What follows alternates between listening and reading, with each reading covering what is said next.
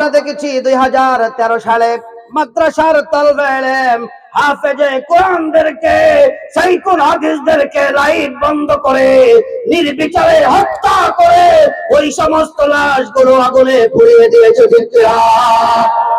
আমার নবীর আবার কিসের বিজয় দেবে আল্লাহ?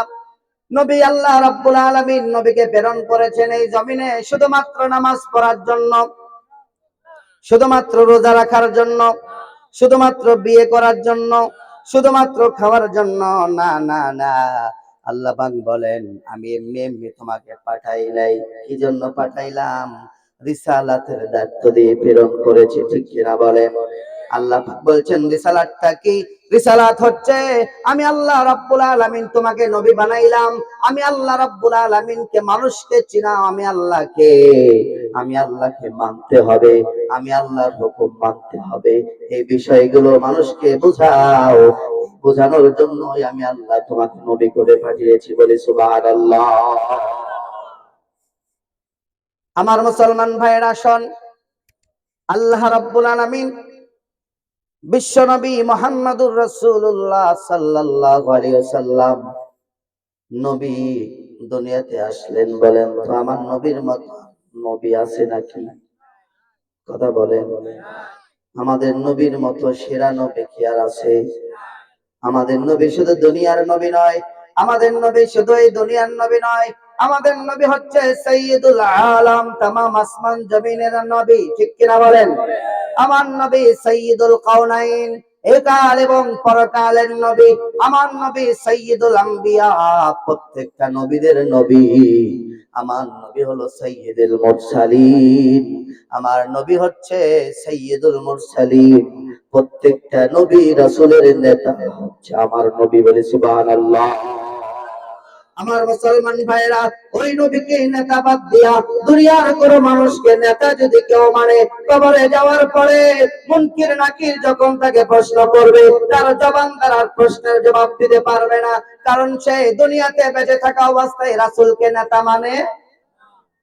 নেতা মানছে কারে? বলে নেতা মানছে মুসালারে, ঠিক কিনা? মুসালা নেতা মানছে, দাড়িয়ালা নেতা মানে দাড়িয়ালা নেতাদের মানে নাই। এই সমাজের সবচাইতে বড় নেতা হলো মসজিদের ইমাম, ঠিক কিনা বলে? আরে কথা বলেন না কেন? আমার নবী হচ্ছিলেন ইমাম, ইনিও ইমাম। আজকে ইমামদের সম্মান করা হয় না, ঠিক কিনা বলে? মসজিদে সবার আগে যায় ইমাম, মুয়াজ্জিম সাহেব যায় আজান দেয়, নামাজ পড়ায়। প্রিয় মুসলমান ভাইরা, এই ইমামের সঙ্গে দুর্ব্যবহার যারা করে, বলে রেখো তুমি ইমামের সঙ্গে দুর্ব্যবহার করলা না, তুমি সরাসরি রাসূলের সঙ্গে বেয়াদবি করলা। কারণ আমার নবী বলেন আল উলামা ওয়ারাসাতুল আম্বিয়া, রাসূলের উত্তরসূরি হচ্ছে উলামায়ে কেরাম, ঠিক কি বলেন? আর এই ইমামদেরকে, এই আলেমদেরকে যারা ফাঁসির মঞ্চে চলে আল্লাহর আদালতে দাঁড়াতে হবে কিনা? তুমি একজন আলেমকে একদিন নয়, 2 দিন নয়, 13 বছর বন্দী করেছো। শুধু বন্দী করো নাই, আমরা দেখেছি 2013 সালে মাদ্রাসার তলবে ইলম হাফেজে কোরআনদেরকে সাইকুল হাদিসদেরকে লাইট বন্ধ করে নির্বিচারে হত্যা করে ওই সমস্ত লাশগুলো আগুনে পুড়িয়ে দিয়েছে।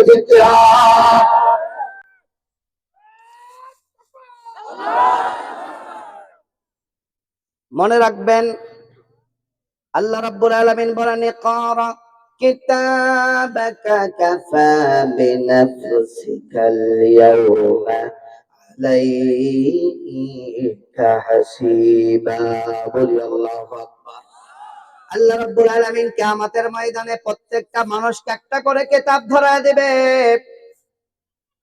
ওই কিতাবের মধ্যে দুনিয়ার জমিনে সব লেখা থাকবে। তাফসীর মাহফিল হয়েছিল, বসস নাই, বাদাম খাইছস কিনা কিনা, ঠিক কিনা? তাফসীর মাহফিল হয়েছে, আওয়াজ শুনেছিস, কোরআনের আওয়াজ, তোরা আসস নাই, আলেমদের পক্ষে দাঁড়াও নাই, আলেমদেরকে নির্বিচারে হত্যা করেছ। মাদ্রাসার তলবে ইলমদেরকে যাদের পায়ের নিচে আল্লাহ রাব্বুল আলামিনের ফেরেশতারা পাখা বিছায়া দেয়। সুবহানাল্লাহ বলেন। আল্লাহ রাসূল বলেন যারা তলবে ইলম পায়ের নিচে কি বিছায় দেয়? নূরের পাখা বিছায় দেয়। যা তোরা তলবে ইলম, তোরা ইলম শিক্ষা করছিস, পৃথিবীর মধ্যে সবচাইতে উত্তম হচ্ছে তারা। ঠিক কিনা বলে? আল্লাহ রাসূল বলেন খায়রুকুম মান তাআল্লামাল কুরআন ওয়া আল্লামা। এই পৃথিবীর জমিনে সবচাইতে সেরা মানুষ হলো যারা